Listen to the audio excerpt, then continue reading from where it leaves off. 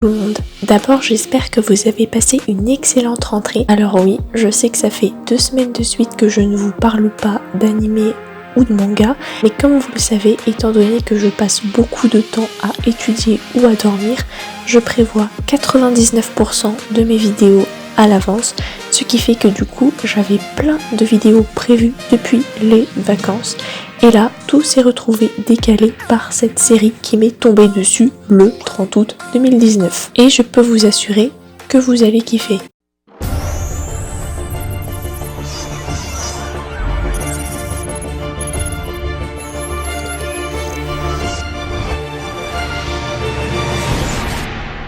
L'histoire suit Vignette Stonemoss, jolie fée issue du monde magique et florissant de Tir Na Nog, qui a été ravagée par la guerre.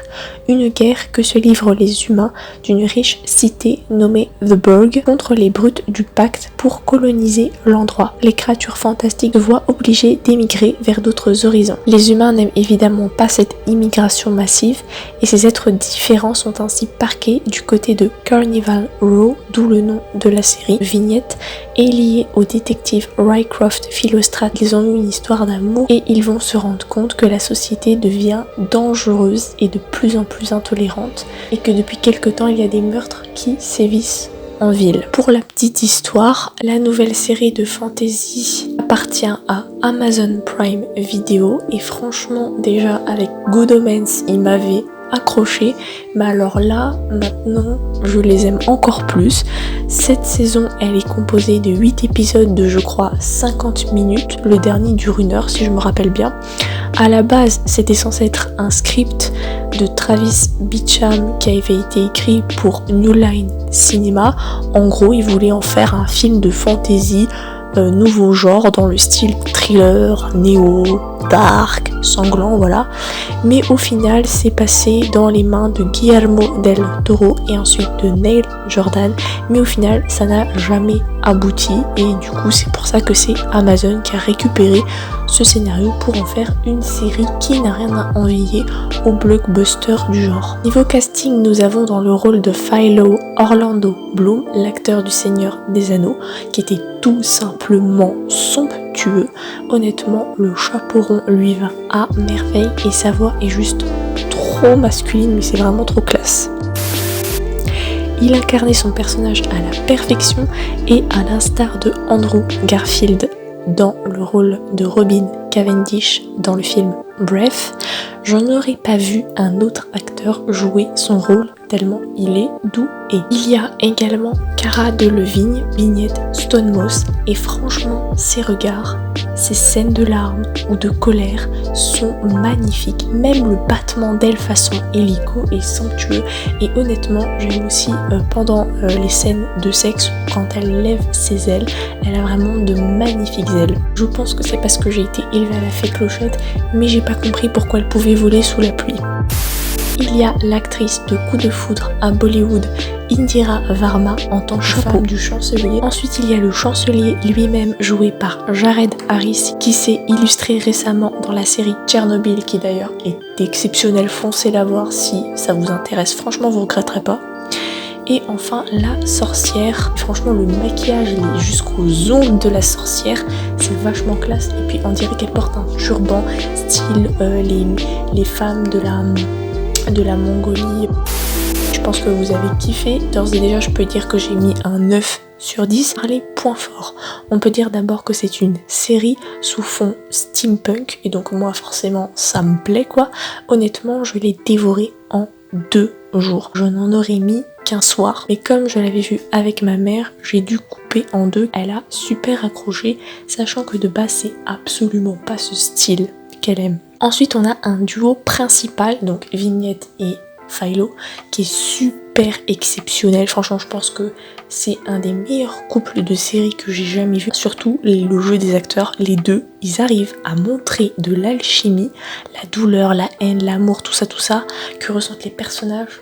mais de manière exceptionnelle. Et franchement, en vrai, ils doivent être potes parce que franchement, c'est pas possible qu'ils jouent aussi bien ensemble. Après, on a également les plans qui suivent les personnages. Pour The Promised Neverland, je vous avais dit que j'avais adoré les plans sur les yeux, où quand ils ouvraient la porte, on descendait le long de sa main. Ou alors dans Kimetsu no Yaiba, je vous avais dit que les mains étaient super bien dessiné. Et bah là c'est pareil, j'aime bien quand il passe du passé au présent, même si parfois c'est pas assez évident de savoir quand est-ce qu'on passe de l'un à l'autre, ou alors quand il montre la vie de notre duo, puis la vie du chancelier et de sa famille, puis la rébellion de certains pucks. Alors au début on comprend pas trop pourquoi il nous montre ça, on se dit mais c'est décousu, puis au bout de quelques épisodes, tout s'éclaire, ils avaient pensé à ça. Ils sont forts. Romance mixte qui s'installe entre deux personnages. Par contre, si ils ont purée de tableau là, The Rising, s'il existe en vrai, je le veux parce qu'il est tout simplement magnifique. Et j'ai adoré le contraste qu'il y avait entre l'ange et le démon. D'ailleurs, perso, ma mère, elle m'avait demandé de faire une analyse sur le tableau juste avant qu'il la fasse et j'avais tapé complètement juste sur l'analyse du tableau. La façon dont les Pix et même les autres créatures mythologiques et fantastiques sont traitées, dans le sens où même si avant la guerre il y avait parmi eux des intellectuels comme par exemple je pense à Tourmaline la poète, et bien après la guerre quand ils ont immigré et comme les humains sont racistes il faut le dire, ils deviendront pire que des moins que rien, ayant accès à des postes tels que la prostitution comme c'est le cas de notre Tourmaline, ou au trafic de l'Ixer, c'est leur drogue locale, ou alors à des travaux de domestique. La façon dont on montre que la police traite mal les individus non humains, même si c'est injuste, laissant donc certains civils commettre des choses atroces à leur propos, comme par exemple un noble qui essaye de violer une domestique Pix. Il y a une magnifique utilisation du registre fantastique, Creech, Puck, Pix, Kobold, Mima, l'Ixer. Ils ont même leur propre Jésus, aka le martyr. La seule différence c'est que nous on en a un qui est cloué et eux ils en ont un qui est pendu. Les OST sont divins, en plus il y a une de mes chanteuses préférées, Ruel, dans le lot. Le générique me donne des frissons, mais surtout ce que j'ai le plus aimé ce sont les chansons de Aisling Quirrell, et d'ailleurs je vous mets les liens en barre d'infos des OST que j'ai pu trouver sur internet, mais pour les chansons d'Aisling je vous mets ce que moi j'ai pu choper de la série directement parce que j'ai pas cru voir qu'elles étaient encore dispo sur internet, donc j'espère ne pas me faire striker. D'ailleurs j'en profite pour vous dire de ne pas hésiter de mettre un petit pouce bleu, ça me ferait plaisir. Il faut noter que le monde fantastique avec l'époque victorienne est super classe. On a tout ce qu'il y a, calèche, toilettes, soirées, etc. Les costumes sont à tomber par terre. Ils n'ont lésiné sur rien et même le monstre qui tyrannise la ville est beau. Enfin, sous un certain angle, il est super bien fait. Et certaines scènes par contre peuvent être considérées comme gore, donc je sais pas ce qu'il en est officiellement, mais personnellement je mettrais un interdit au moins de 14 ans. Il y a également de jolies petites scènes de sexe, mais pas pour le fan service. Selon les partenaires, évidemment, c'est surtout pour nous montrer l'interdit de la relation, la mixité des couples, la luxure aussi, le désespoir, la passion, et au final, chaque personnage évolue. Il y a même un petit thème sympathique traité, l'homosexualité. Je décerne ma palme à Imogen, et honnêtement je ne pensais pas dire ça, mais l'actrice elle a un don pour les expressions, notamment de surprise ou quand il s'agit de feindre l'indignation. Elle est super douée, en plus d'avoir une très belle évolution. Franchement à la fin de la série elle est tout simplement divine, c'est un personnage magnifique, un véritable ange. En tant que personnage masculin, évidemment je pense que vous avez compris que j'ai adoré Philo, je crois que je suis littéralement amoureuse de lui, et un indice, son regard, ses réactions sont autant d'indices pour comprendre. Et le fait qu'il y ait une dimension éminemment politique dans cette série. Ils utilisent des allégories fantastiques, mais en vérité ils parlent de racisme, de xénophobie, d'intégration. C'est vachement intéressant, bien qu'un peu simpliste et pas vraiment subtil, mais ça nous permettra de nous questionner sur notre degré de tolérance à nous et sur celui de notre société. Et on voit très clairement où Travis Beacham veut en venir et on se laisse bien volontiers porter par ce récit aux enjeux sociétaux classiques. Alors les points négatifs, parce que franchement faut en trouver, mais il y en a vraiment très peu. Honnêtement, premièrement, les noms, à l'exception de Tourmaline, Dahlia ou alors Sophie, qui est d'ailleurs le seul à avoir un nom normal, je suis désolée mais les noms c'est quoi? La meuf elle s'appelle Vignette, pourquoi pas l'avoir appelée Gommette? Le prof s'appelle Philo, la prochaine fois tu peux l'appeler Mathématicos. Et je suis désolée, une des amantes elle s'appelle Portia, à quel moment tu t'appelles Portia? Tout le monde l'aura remarqué, mais c'est que ça met du temps à démarrer, c'est bien, franchement on ne s'ennuie pas, mais c'est vrai que ça commence vraiment à prendre de l'ampleur et un peu plus de rapidité à partir de l'épisode 5, et comme il y en a 8, ça veut dire qu'on a que 3 épisodes où vraiment il se passe des trucs vraiment palpitants.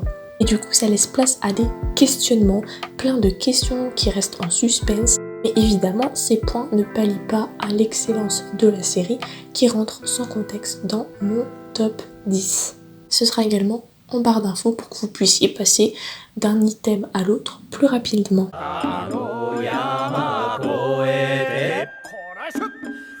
Alors maintenant je considère que vous êtes dans la zone spoil, que vous êtes averti, soit vous en fichez parce que vous êtes trop curieux, soit vous avez vu donc ça vous dérange pas d'être spoilé. On va apprendre que Philo est le fils du chancelier et de la Pix qui a été assassinée, Aisling Quarrel. C'est assez simple honnêtement parce que avant qu'on vous le dise, il y a quand même certains indices qui vont vous le montrer. Alors honnêtement, la plupart de mes amis et même ma mère n'ont pas vu la chose venir, mais franchement c'est super simple à voir, tout simplement parce que il est super juste avec les humains et les Creech dans une société qui les déteste clairement, sans filtre. 2. Il transporte un livre qui parle d'une orpheline à la recherche de ses parents, un couple mixte. 3. Quand il se retrouve dans la bibliothèque où il ne devrait pas être, il promet de ne pas révéler le secret et ça se voit qu'il est intéressé par la petite Pix. Et d'ailleurs il essaye d'avoir des interactions avec elle par le biais du livre. Et il a un air sombre en parlant à l'amputé qui disait qu'il sentait encore son membre sectionné. Et aussi il a eu un sursaut quand Vignette lui a montré l'histoire la plus vieille du monde. Ensuite on apprend que les morts dans la ville sont liés à lui, et on verra plus tard que Longerbane, le chef de l'opposition, a appris pour le fils illégitime du chancelier, mais franchement, comment l'a-t-il su, sachant que le chancelier lui-même l'ignorait? Et après, comment la femme du chancelier a-t-elle simplement réussi à créer le Dark Asher, malgré que la sorcière lui livrait que peu de secrets? Et donc comme vous l'aurez compris, celle qui dirige le monstre qui tyrannise la ville, c'est bien la femme du chancelier. Personnellement, dès l'épisode 4, honnêtement, c'était clair que c'était elle, moi je l'avais déjà deviné, même si j'hésitais un peu avec sa fille, Sophie, mais en même temps, cette dernière elle y est quand même pour beaucoup, mais franchement je vais pas tout vous spoiler, je ne comprends pas. Et je ne comprendrai jamais pourquoi Philo a dit à Portia qu'il était sans mêlée, sachant que comme son mari était mort à la guerre avec les Pix, elle haïssait les Pix plus que tout, même si après elle s'est rattrapée par la suite. Ou alors je comprendrais pas également pourquoi il a pas menti pour sortir de prison alors qu'il avait l'occasion de le faire. Après tout, la personne était morte, elle n'en aurait pas voulu qu'il sauve sa peau, il aurait pu sauver tout le monde. Après il y a d'autres questionnements, style est-ce que notre couple mixte réussiront-ils à s'en sortir? Et enfin, qu'adviendra-t-il de Philo et Vignette? Parce que quand même à la fin de la saison 1, ça fait un petit peu vélodrome d'hiver, ghetto de Varsovie, s'il te plaît. Jonas devient un petit Hitler, il s'allie avec Sophie, la fille de Longerbane. Il devient un chancelier, ils font un ghetto dans lequel se retrouve notre petite Vignette et tous les Pix et les Creech et les Puck, et aussi du coup Philo qui ne veut plus jamais être séparé d'elle et qui assume désormais son statut de sans mêlée.